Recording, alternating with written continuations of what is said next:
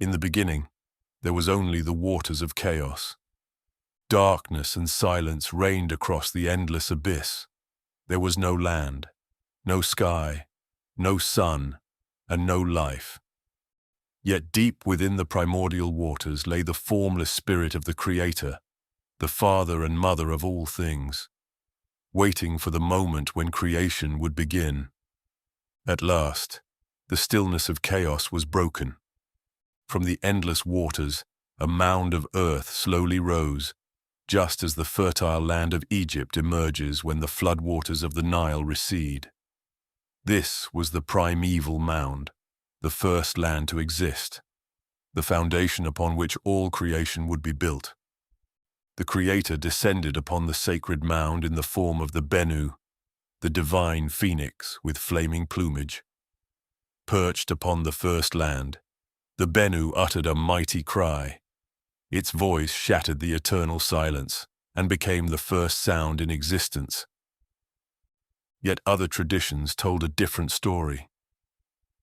Before time began, 8 mysterious beings moved through the waters of chaos.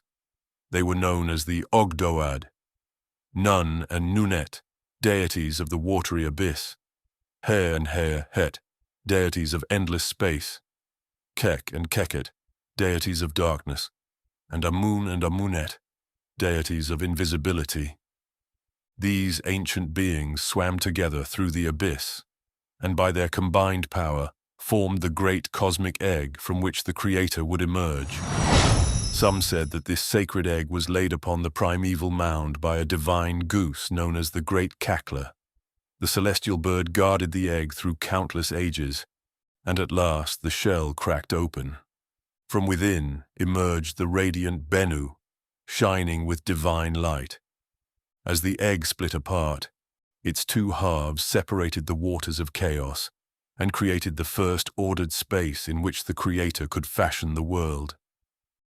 Still another tradition spoke of the primeval lotus. According to this story, darkness covered the waters until a magnificent blue lotus slowly rose from the abyss.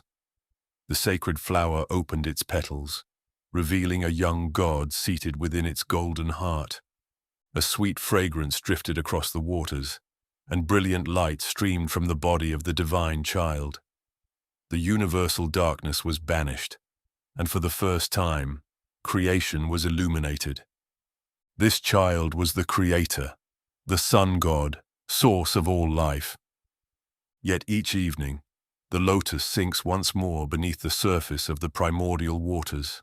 Its petals close, and throughout the night chaos reigns again until dawn, when the sacred flower rises and the sun god returns.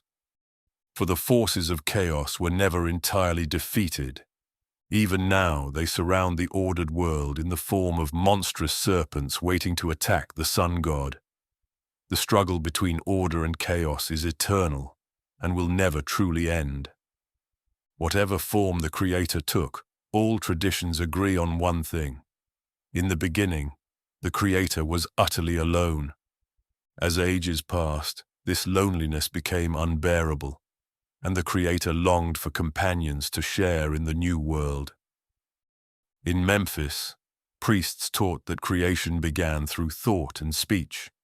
Everything that exists first came into being within the Creator's mind. Once these thoughts had taken shape, the Creator spoke their names, and by the power of divine words they became real. In Heliopolis, the priests identified the Creator as Ra-Atum. After countless ages of solitude, Ra-Atum brought forth his first children, Shu, the god of air, and Tefnut, the goddess of moisture. But soon Shu and Tefnut became lost within the dark waters of chaos, leaving their father alone once again.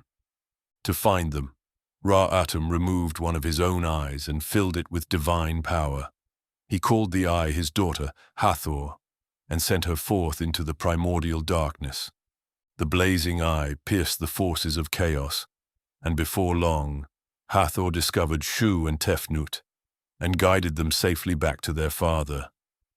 Overjoyed, Ra-Atum rewarded the faithful eye by placing her upon his forehead in the form of the mighty Uraeus serpent.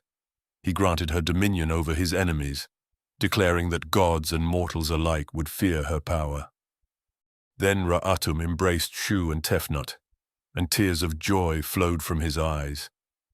As he held his children close, his divine spirit entered them.